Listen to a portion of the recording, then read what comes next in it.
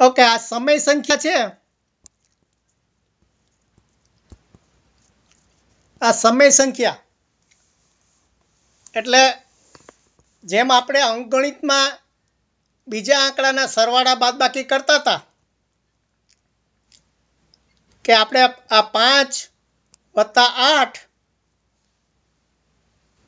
બરાબર આ 13 થાય, પણ 8 આને જો આપણે ક્રમ બદલી નાખીએ કે 8ના 8 વત્તા 5 કરીએ તો પણ એનો જવાબ શું આવે? 13 જ આવે. એવી રીતે જો આપણે આ બીજા દાખલા લીધા હતા કે જૂથ હોય કે ભાઈ 5 ઉભા રહો, બીજો આંકડો લઉં કે આ 13 વત્તા 13 વત્તા આ 13 અને આને વત્તા 7 વત્તા 7 વત્તા 7 આ બે જૂથ છે. આ જૂથમાં પણ હું એના સભ્યની સંખ્યા બદલાવી નાખું કે 13 વત્તા 7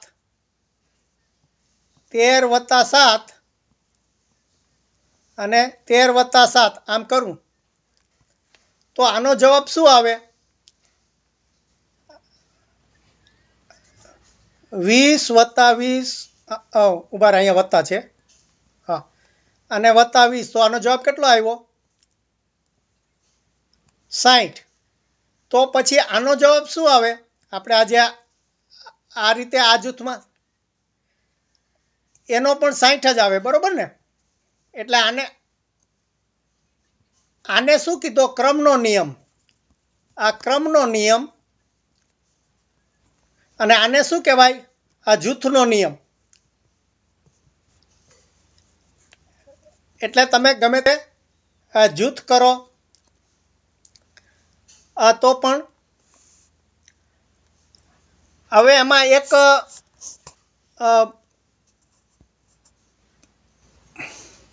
આ જે સંવૃત્તાનો ગુણધર્મ કહે છે, જો અહીંયા હવે એટલે શું?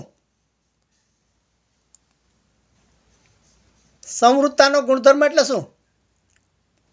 કે જો સમય સંખ્યાનો સરવાળો સમય સંખ્યા જ મળે છે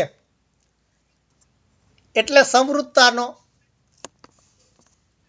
એટલે હું જરાક સમજાવું દાખલો આપીને કે આ સમય સંખ્યા એટલે મેં ખાલી 5 ને 7 લીધા હતા, એને બદલે આ 1.5 વત્તા 2.5 તો એનો જવાબ શું આવે? હે, ઉભારો બદલાવી નાખો. આ 2.5 છે અને બદલે 2.7 કરું તો આનો જવાબ શું થાય?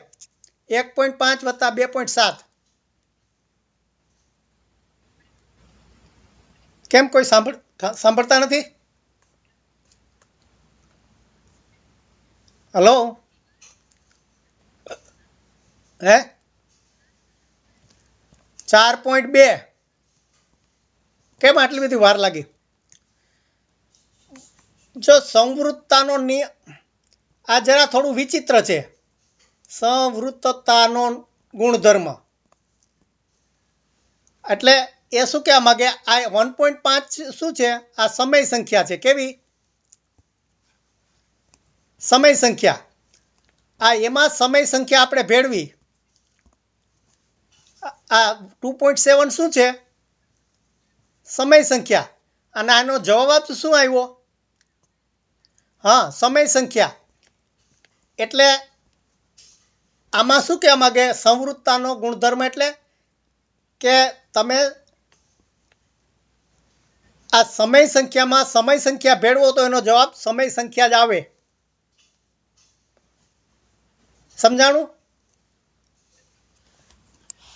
એટલે આપણને પહેલા એમ લાગે કે ભાઈ આમાં મોટી શું વાત કરી કે ભાઈ ચોખામાં ચોખા નાખો તો ચોખા જ આવે, એમાં કઈ બાજરો ના થઈ જાય, કા?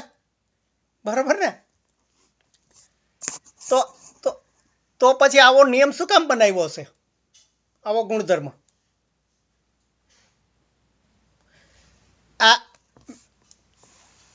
એટલે મેં એટલા માટે કીધું કે આપણે જ્યારે કમ્પ્યુટરની ભાષામાં વાત કરીએ, આ ગણિતને આપણે કમ્પ્યુટર સમજાવવું હોય ત્યારે બધી વસ્તુ ચોખવટ કરવી પડે. એટલે કમ્પ્યુટરમાં શું છે, આ સમય સંખ્યા હોય ને તો એને આ 4 બાઇટની જગ્યા રોકવી પડે. એટલે એમ કે તમારે 4 બાઇટની સંખ્યાવાળી બીજી 4 બાઇટની સંખ્યા જો તમે ઉમેરો તો એનો જવાબ માટે તમારે કેટલી થાય?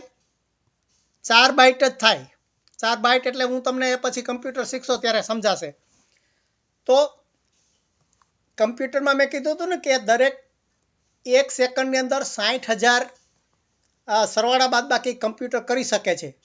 એટલા માટે કે એને પહેલેથી એની જો આ જગ્યા આપણે આ પસંદ કરી લીધી હોય કે ભાઈ આ 2 આવશે, એને આપણે આવડી જગ્યા માટે એમાં આવડી જગ્યા જો ઉમેરશો તો એને જવાબ માટે કેટલી જગ્યા જોશે? તો કે 4 બાઇટ જ જોશે.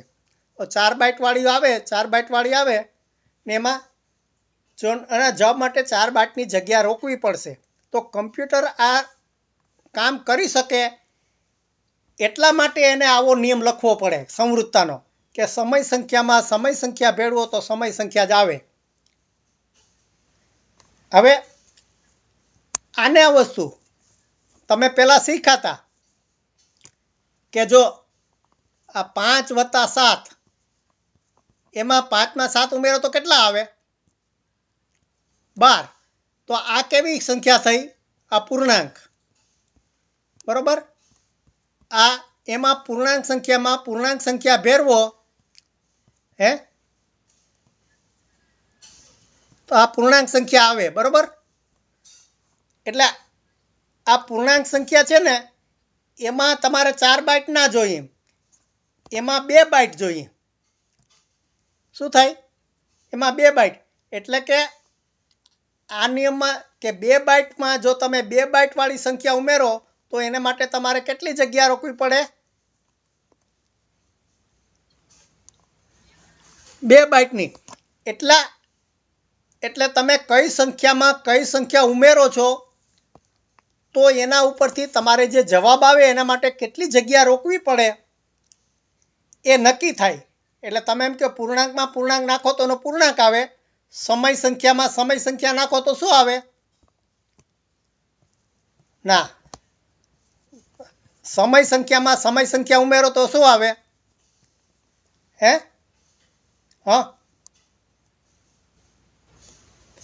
તો સમય સંખ્યા આવે. શું આવે? આપણે હમણાં શીખ્યા હતા ને કે સમય સંખ્યામાં સમય સંખ્યા નાખો તો સમય સંખ્યા આવે, પૂર્ણાંક સંખ્યામાં પૂર્ણાંક સંખ્યા નાખો તો પૂર્ણાંક સંખ્યા આવે.